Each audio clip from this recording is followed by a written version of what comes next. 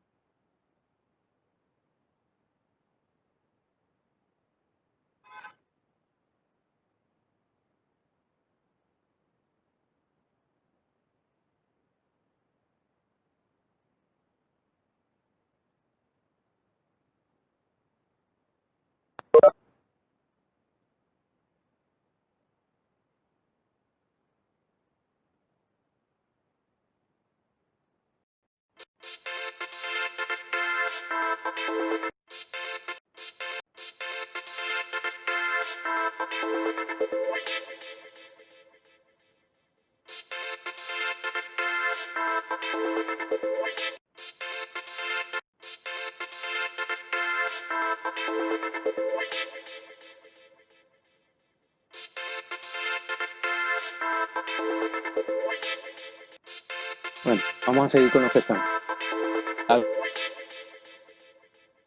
El punto de vista sistema nervioso central y sistema nervioso autónomo central y sistema nervioso autónomo periférico, que es el sistema nervioso autónomo central, y vamos a encontrar un control por el hipotálamo, que dentro del hipotálamo la parte que controla el sistema nervioso simpático es el núcleo posterolateral y la parte que controla el sistema nervioso parasimpático es el núcleo medial y el núcleo anterior, que en relación al sistema nervioso central, tanto simpático como parasimpático, y vamos a encontrar las estructuras ubicadas más allá del hipotálamo, en las estructuras del tronco y en la médula espinal, sobre todo en los segmentos T1 a L2, y en relación al sistema nervioso parasimpático en los segmentos sacros, ¿verdad?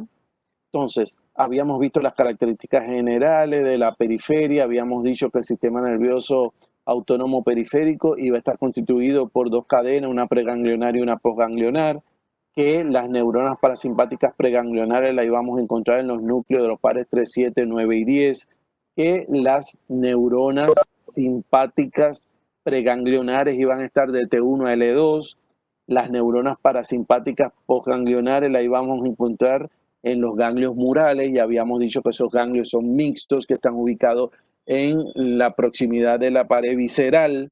Habíamos dicho también que en esos ganglios, que esos ganglios eran mixtos porque íbamos a encontrar allí contenido simpático y parasimpático, que el contenido simpático pasa y atraviesa el ganglio y el parasimpático no, sino que obviamente también pasa y atraviesa el ganglio, pero lo hace estableciendo un relevo sináptico a ese nivel. En relación al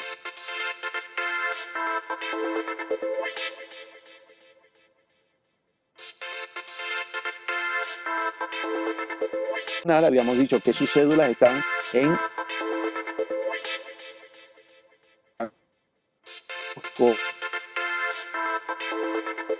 de los núcleos a lo largo de la médula en relación al sistema nervioso simpático. Hablamos de la diapositiva anterior a esta, que no me acuerdo cuál es. Vamos a pasarla a ver para que se ubiquen. ¿No?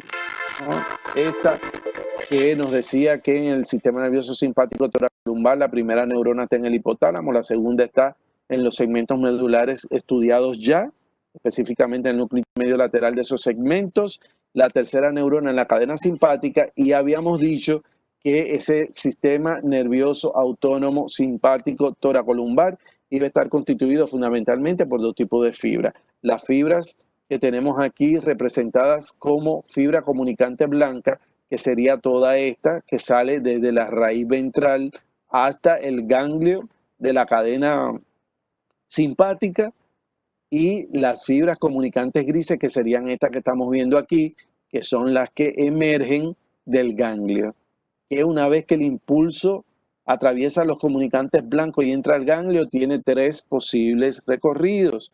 Un recorrido en el cual asciende entre 1 y 2 espacios ganglionares más arriba, parecido a la función de integración de Lissauer.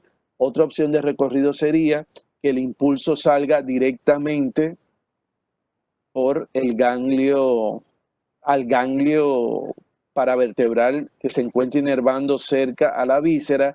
Y una tercera opción sería que la información continúe vagando por algunos traveses de ganglios inferiores que no están bien determinadas hasta salir en algún punto y establecer la inervación a distancia simpática. Ahora vamos a continuar entonces con la distribución. Miren ahí el gráfico. Estamos hablando acá del ganglio simpático,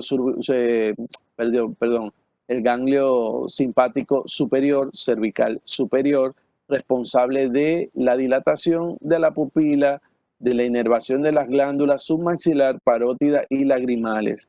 Estamos aquí en los ganglios que están desde T1 hasta T5, que guardan relación con las vísceras de la cavidad torácica, corazón y pulmón. Recordemos que va a producir Alexander Ramos. Un momentito, que hay alguien pidiendo entrada. Ok. Recordemos que ese sistema nervioso autónomo a este nivel va a producir efecto inotrópico positivo, efecto... Un momentito. Ok, efecto inotropo positivo, aumentando el gasto cardíaco y la frecuencia cardíaca, va a tener respuesta vasoconstrictora, a nivel pulmonar va a tener respuesta en cambio broncodilatadora y restrictora de la secreción glandular. Seguimos descendiendo, tenemos aquí el ganglio celíaco, que se va a nutrir de la inervación del núcleo intermedio lateral desde T5 hasta T9, ¿verdad? En todo ese territorio va a dar inervación a estómago, hígado, páncreas y vaso. Seguimos con el ganglio mesentérico superior, ¿verdad? Una rama que está de T9 hasta T10 que da inervación directa sin ganglio a la médula suprarrenal, ganglio mesentérico superior, nutrido del núcleo intermedio lateral desde T10 hasta L2, responsable de la inervación de intestino delgado y colon, mesentérico inferior, colon, riñón, vejiga. Recordemos la función sobre la vejiga, contrae esfínter, dilata pared, y la porción inferior en L2, responsable de la eyaculación en los órganos sexuales. Seguimos con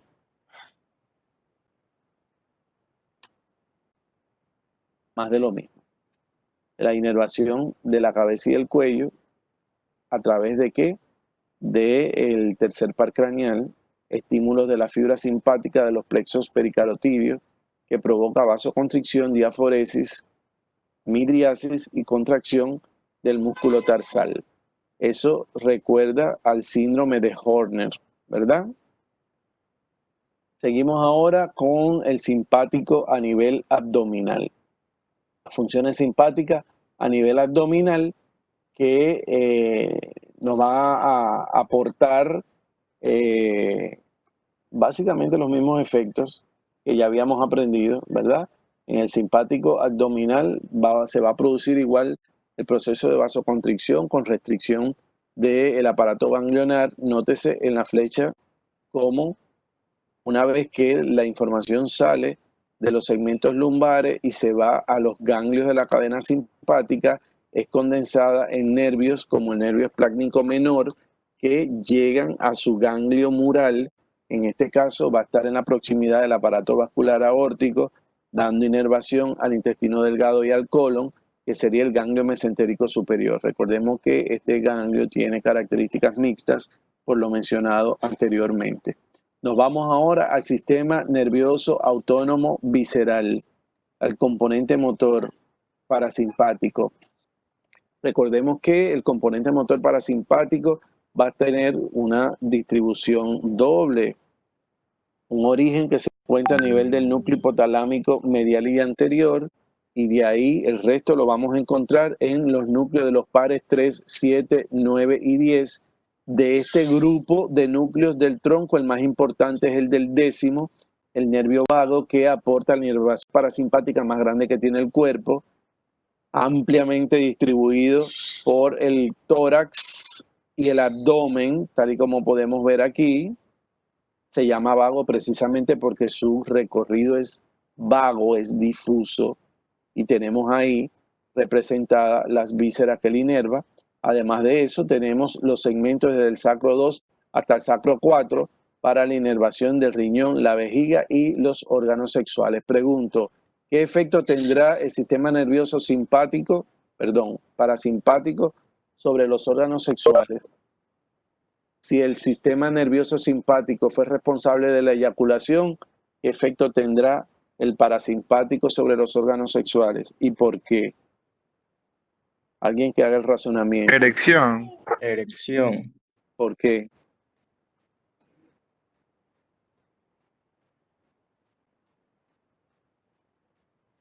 Hola. Porque por la vasodilatación, doctor.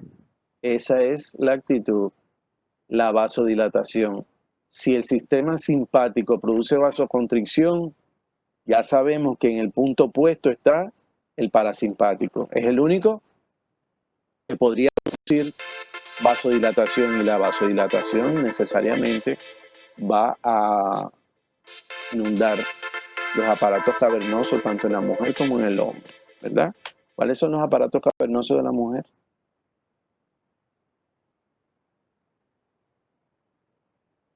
Hola. Una dama, por favor, que conozca su cuerpo y me diga dónde tiene los aparatos cavernosos.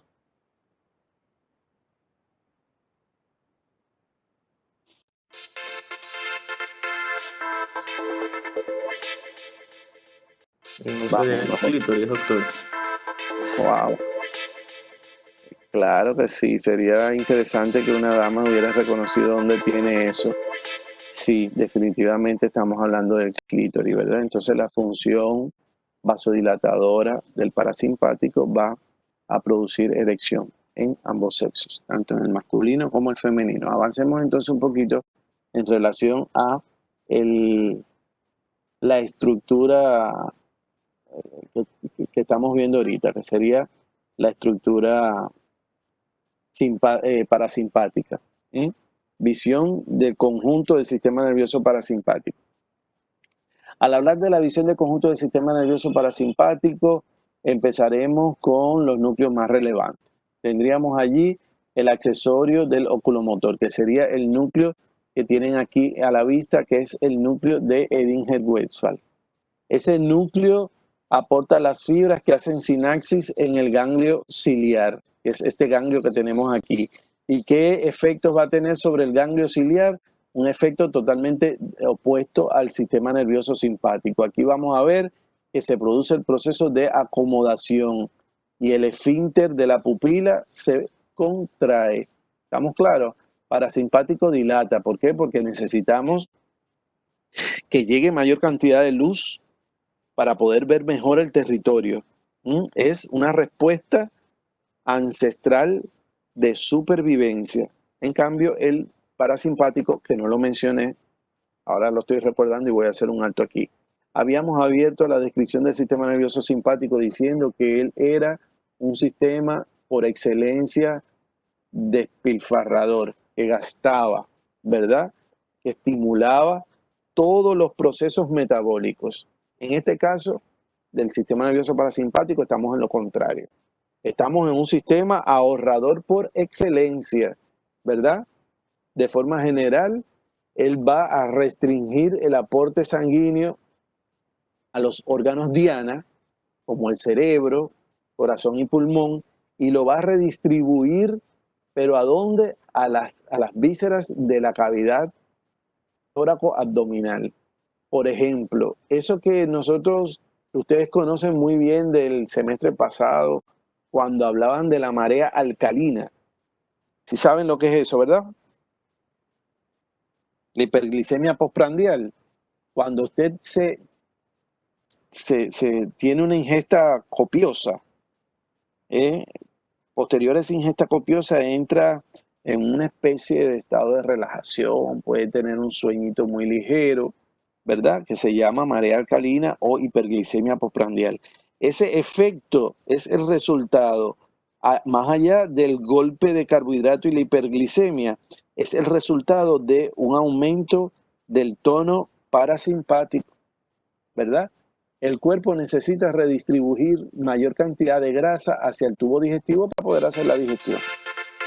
Y en consecuencia, se produce una restricción ¿de qué? Del aporte sanguíneo a órganos como el cerebro, y entonces viene esa sensación de somnolencia, ¿ya? Entonces, volvamos aquí. En este caso, vamos a un sistema ahorrador.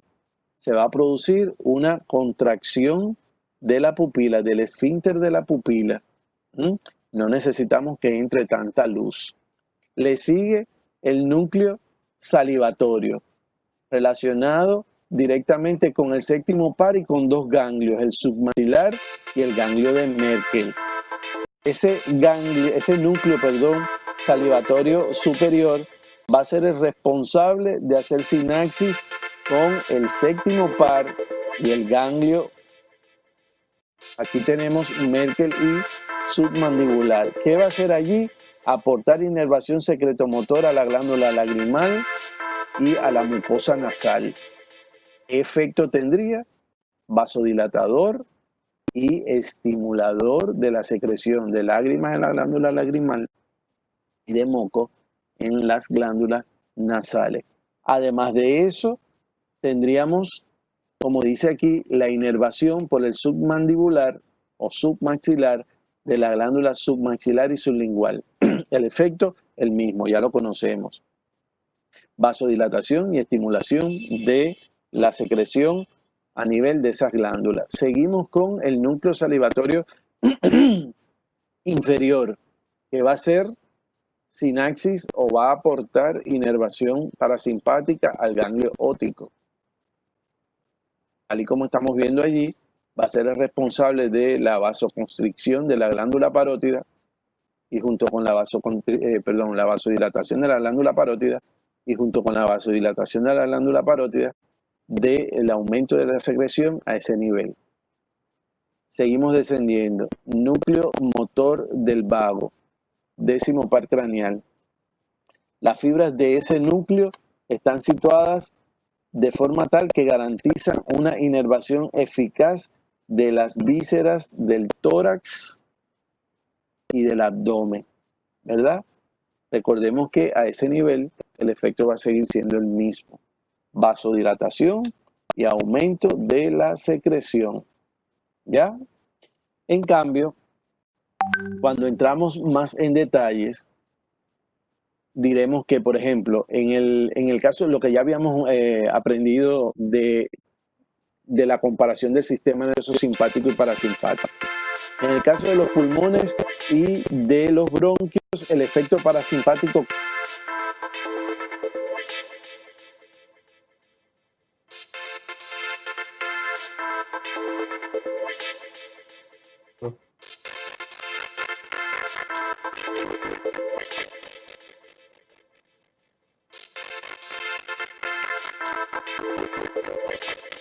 broncodilatación. efectivamente. ¿Cuál es el otro efecto? En el parasimpático va a ser las secreciones. Exacto. ¿Qué pasa?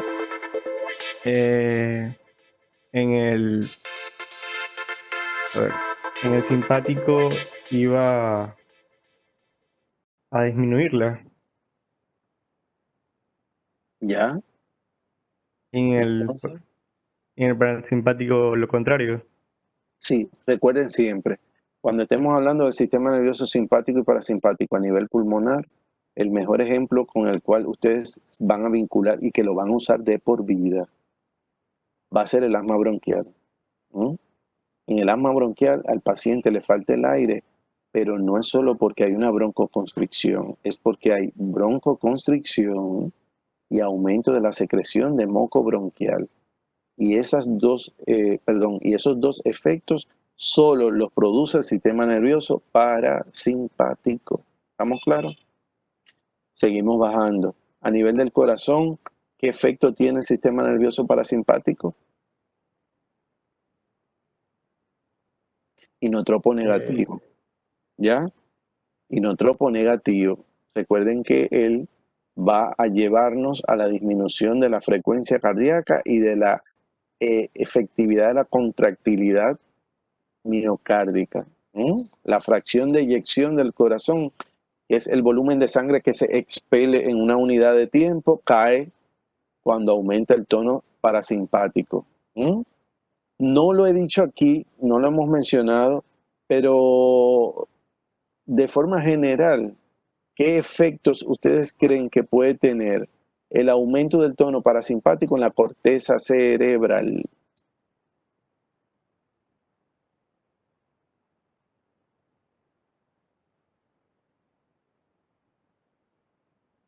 A ver, vamos a razonar. Para eso vamos a apoyarnos un poco. Ay, esto no, un momento.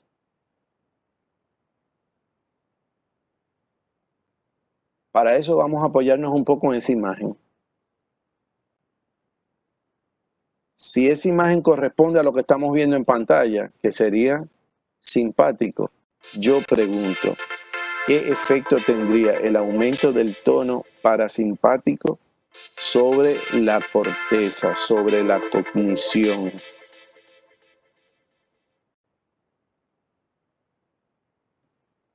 Disminuye la actividad de la ¿Quién corteza es? cerebral. Pazmiño, tradúcelo, redondéalo, vamos, Sí. avanza la idea. Vamos, Pazmiño, es el camino, llévalo hasta el final.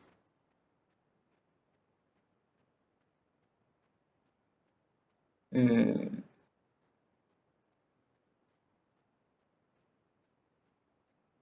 ¿Cómo está él? activo. Ah, bueno, muy activo diría yo, ¿verdad? Sí, muy activo. Entonces vete y está muy activo bajo el efecto de qué sistema. Del simpático. Entonces vete en dirección opuesta.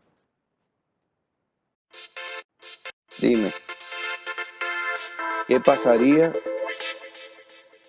en lo que se conoce como síncope vagal? Hay un aumento violento del tono parasimpático. Se desmaya la persona, ¿verdad? Cuando ustedes lleguen a clínica, una de las afecciones que van a aprender, que por cierto la van a ver con relativa frecuencia en el ejercicio como médico general, es lo que se llama, lo que corrientemente le dicen desmayo, pero que ustedes le van a llamar síncope. Los síncopes pueden ser solo dos cosas, perdón, solo tres cosas. Una, que sea una epilepsia. Hay algunas epilepsias que al principio se manifiestan así, como síncopes, como desmayos, ¿verdad? Pero la mayor parte, la otra posibilidad serían las crisis histéricas. La gente que se pone a simular que está desmayada.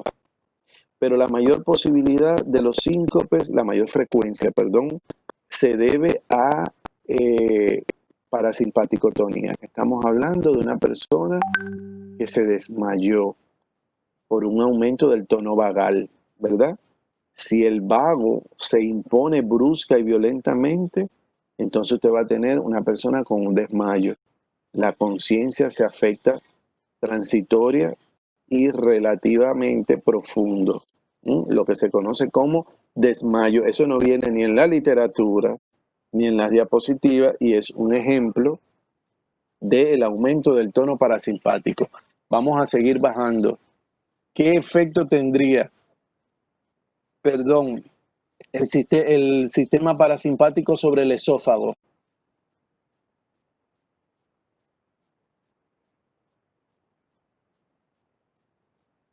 Voluntario. Aumenta la motilidad y la secreción de moco. Niño, no te quiero ir a hablar más en la clase. Pareciera que te la estoy dando solo a ti. Vamos a ponernos interactivos como desea el alumnado. Vamos a pescar en río revuelto. Filoso. Filoso.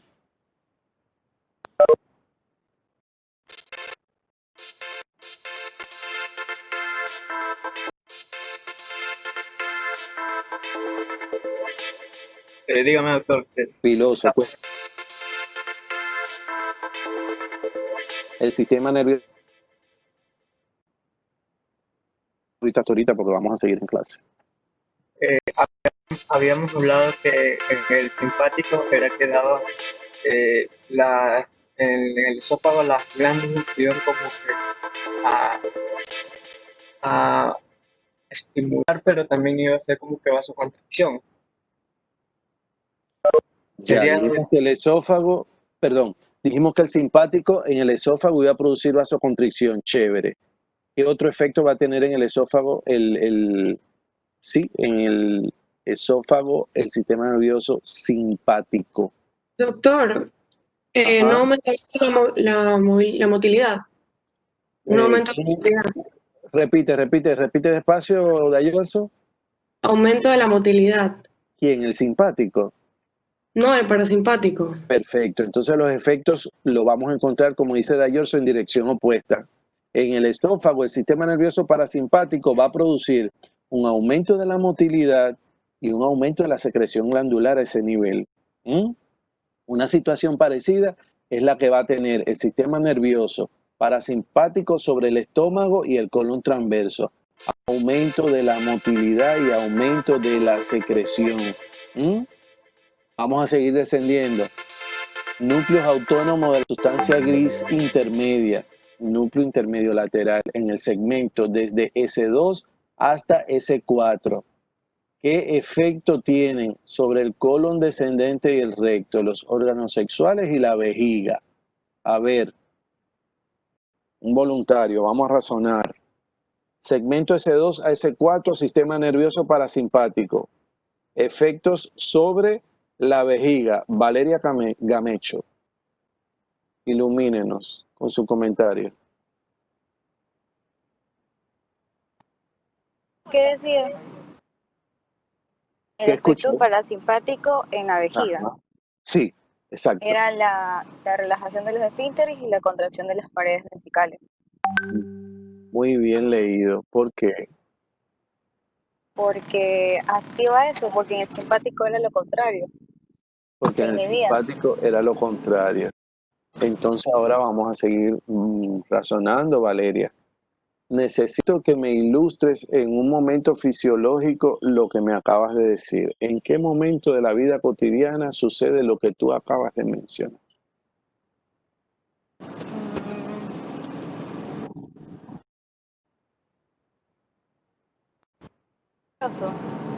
Cuando uno está en el sistema simpático, cuando uno está nervioso, tipo cuando... No, escúchame. Yo te pregunté cuál era el efecto de el núcleo intermedio lateral en los segmentos sacro 2 a sacro 4 para el parasimpático en la vejiga. Y tú me respondiste bien y me dijiste que iba a ser el responsable de la relajación del esfínter y de la contracción de la pared vesical. Punto. Todo eso está bien. Ahora yo quiero que nos vayamos a la vida cotidiana. Dime un momento del día en el cual tú como persona tienes una respuesta parasimpática en la vejiga. En las mañanas, que uno va a hacer pis. Eso es correcto. En cualquier momento cuando usted va a orinar necesita obligatoriamente para vaciar la vejiga que se contraiga la pared y para que salga el contenido que se relaje el esfínter. Efectivamente. Seguimos con otro colaborador. Alguien que me diga ese mismo efecto del sistema nervioso parasimpático a través de los segmentos sacro 2 al 4 en el colon y el recto.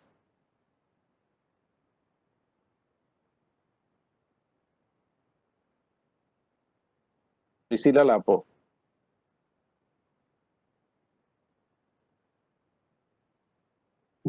Cecilia Lampo. ¿Ya me escucha, doctor?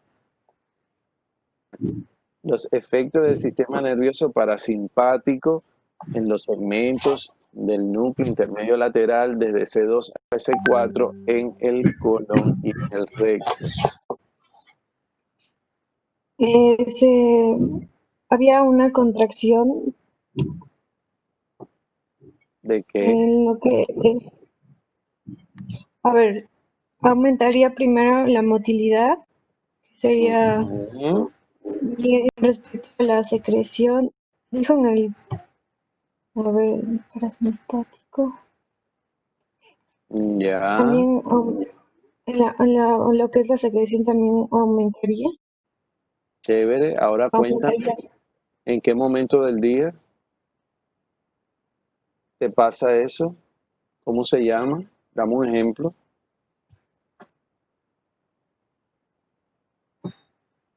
Em, Cuando, digamos, vamos a defecar, Eso es correcto, ¿verdad?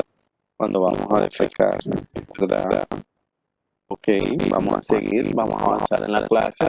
Entonces ya tenemos básicamente la representación de lo que está pasando allí. Déjame salir de aquí.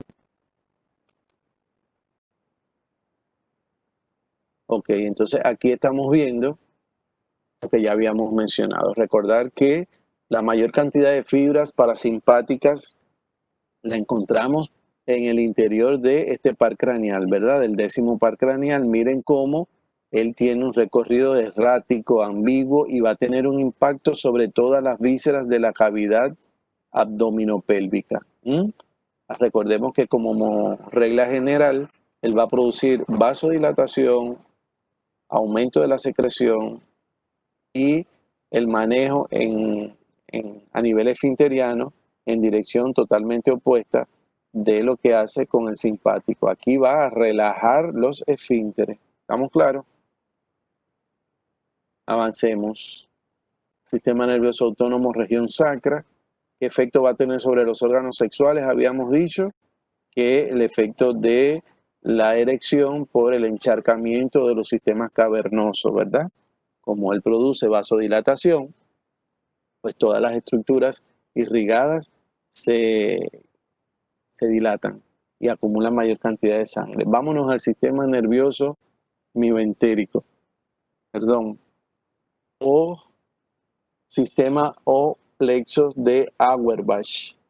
Vamos a ver que ese sistema nervioso mioentérico va a estar constituido por dos redes principales. Uno sería el plexo mioentérico, que estamos viendo aquí, que se va a encontrar distribuido ampliamente entre las musculares, la muscular longitudinal y la muscular circular, y el otro sería el plexo submucoso de Auerbach. Este primer plexo que estamos apreciando aquí va a ser el responsable de qué fenómenos, de la peristalsis, ¿verdad? Entonces, del tubo digestivo para el bolo fecal y su eliminación, que sería el submucoso, que se encuentra inmediatamente por el base de la mucosa, va a ser el responsable de la actividad secretora de todas las glándulas a lo largo del sistema nervioso enteral. ¿Estamos claros? Todo eso lo vamos a encontrar bien detalladito en la literatura del día de hoy. Recuerden que el sistema nervioso mioentérico siempre va a tener su nivel de organización desde los ganglios murales hacia el interior de la víscera de la cercanía. Es decir, no podemos hablar del sistema nervioso mioentérico en el tramo que está por encima de los ganglios murales, sino en el tramo que está entre el ganglio mural y la víscera efectora. Ahí tenemos otro corte con la distribución del sistema nervioso de Auerbach, submucoso, y el sistema nervioso responsable de la otra parte de la inervación. ¿Estamos claros? Ahora vámonos a la función sensitiva de las fibras parasimpáticas. La función sensitiva de las fibras parasimpáticas nos va a poder permitir a nosotros entender una serie de procesos de regulación fisiológico que se establecen como punto de partida del sistema nervioso parasimpático. Ellos tienen los más relevantes, digamos, para utilizar un término justo, están a cargo del 10º par craneal, como mencionamos anteriormente. Vamos a hablar de la inervación autónoma de la mayor parte de esas vísceras.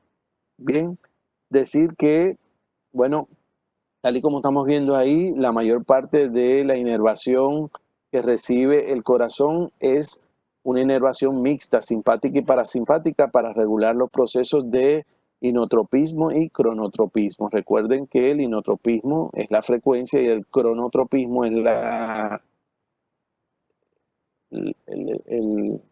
el término que se utiliza para denominar la eficacia de la contracción del músculo y, en consecuencia, la cantidad de la eyección que se expele desde los ventrículos en su contracción, ¿verdad?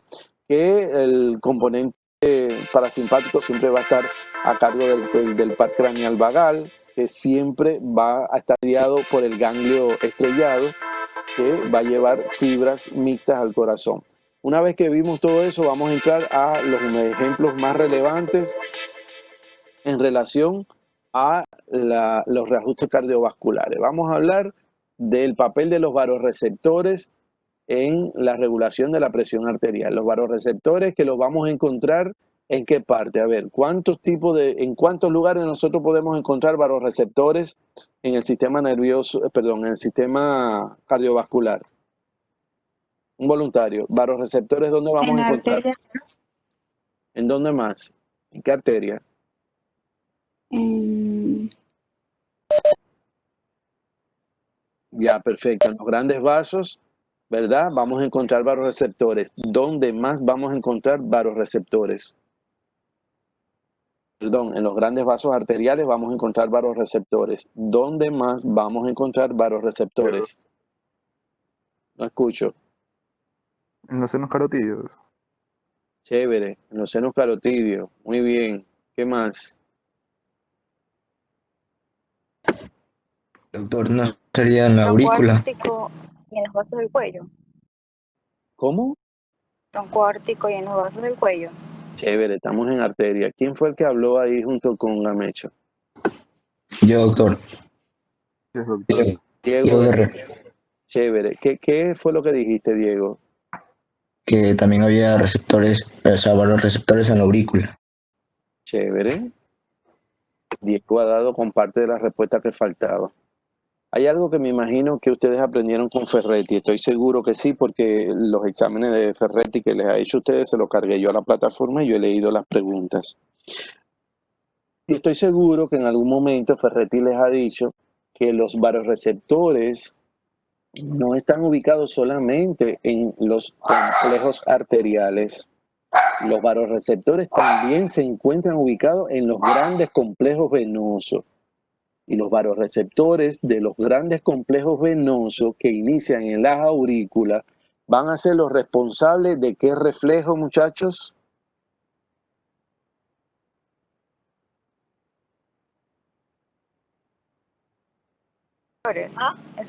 Eso preguntó.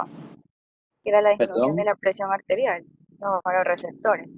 Y el segundo No, mecanismo. empezamos. Sí, ahorita vamos a entrar en la regulación de la presión arterial tomando como inicio a los vasoreceptores. Sí, pero antes de entrar en ese tema, yo les preguntaba a ustedes dónde encontramos vasoreceptores. Todos identificaron inmediatamente a los vasoreceptores asociados a los grandes sistemas arteriales. El joven Diego, creo, habló de una localización de los vasoreceptores que es inicial a los grandes sistemas venosos. Yo les explicaba que no tenemos vasoreceptores solamente en los sistemas arteriales. También tenemos vasoreceptores ubicados en los grandes troncos venosos.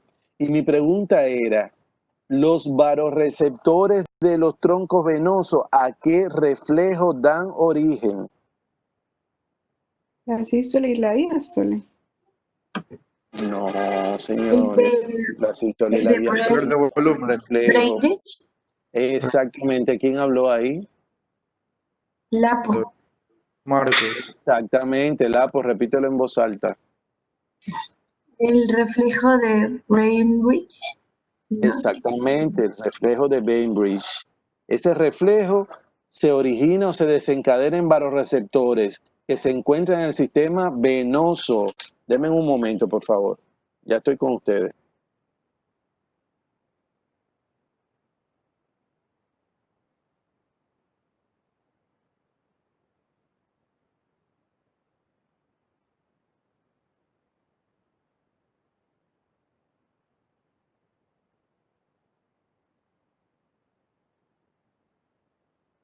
Listo, seguimos.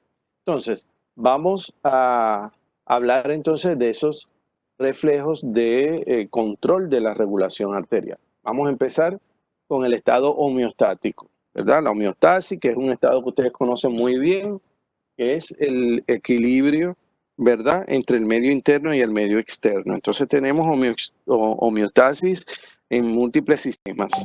Vámonos ahorita a la homeostasis cardiovascular y de la presión arterial. El individuo está con presiones arteriales dentro de rangos normales. De momento, por lo que usted quiera, porque está estresado, porque tiene un desorden en el metabolismo del sodio, porque tiene un desorden o porque tiene una hiperestimulación de la glándula suprarrenal, nuestro paciente sufrió un aumento de la tensión arterial.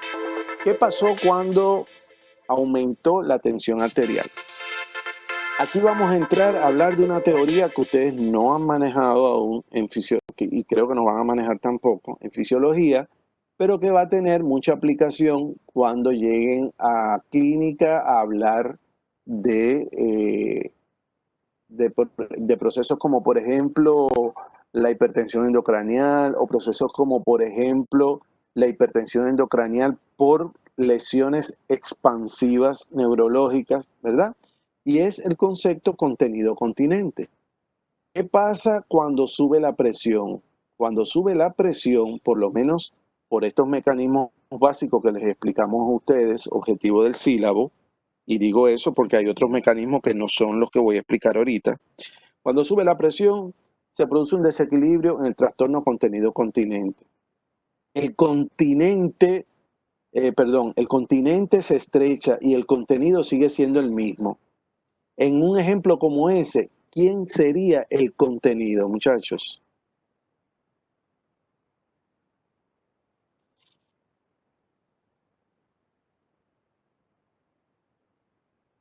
Hola.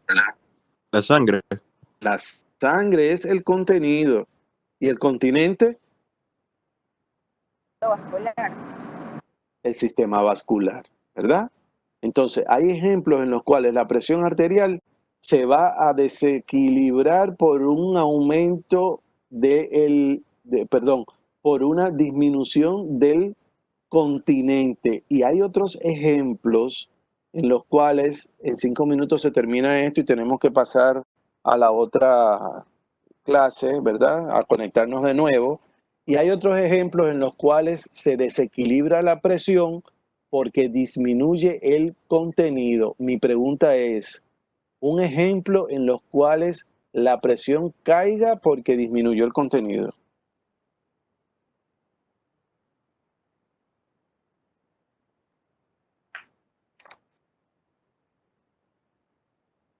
A ver, Transfusión. ¿perdón? Transfusión. No, si tú lo transfundes, el contenido aumenta. Pero tienes la ¿Una idea. hemorragia? Cuando Exactamente. donan sangre. El paciente tiene una hemorragia o donó sangre, ¿verdad? Cualquiera de los dos ejemplos aplican. Y en consecuencia se le cayó la presión. ¿Por qué? Porque el continente siguió siendo el mismo, pero el contenido bajó. ¿Tenemos claro la relación de las leyes fisiológicas de contenido y continente? Bueno, espero que sí. Si no, hacen su pregunta. Vamos a avanzar en el ejemplo. Se produjo un susto. Se asustó, la suprarrenal descargó mucha adrenalina, se le subió la presión a nuestro paciente. Cuando se le subió la presión a nuestro paciente, los vasoreceptores especializados del sistema arterial percibieron el cambio. Inmediatamente, ¿qué hicieron? Transmitieron la información a las estructuras del tronco. Ese impulso llegó al núcleo solitario. El núcleo solitario, a su vez, estimuló al núcleo dorsal del vago y el núcleo ambiguo. ¿Qué resultado tuvimos? Que los impulsos simpáticos del corazón con la contractilidad del miocardio ventricular y con la concentración de oxígeno cayeron. Inmediatamente después de la caída de esos parámetros biológicos, el trastorno que había a expensa del continente fue restablecido a la normalidad. Se produjo la vasodilatación, como resultado la tasa de impulsos vasomotores permitido a una vasodilatación hace que baje la presión arterial y se restablezcan los equilibrios de la homeostasis. ¿Quedó claro? ¿Quedó claro? Estaba en equilibrio, subió la presión por cualquier motivo que usted quiera, fue percibido por el vasoreceptor del seno carotídeo, impulsos directamente hacia el núcleo dorsal del vago y el ambiguo estimulados por el solitario.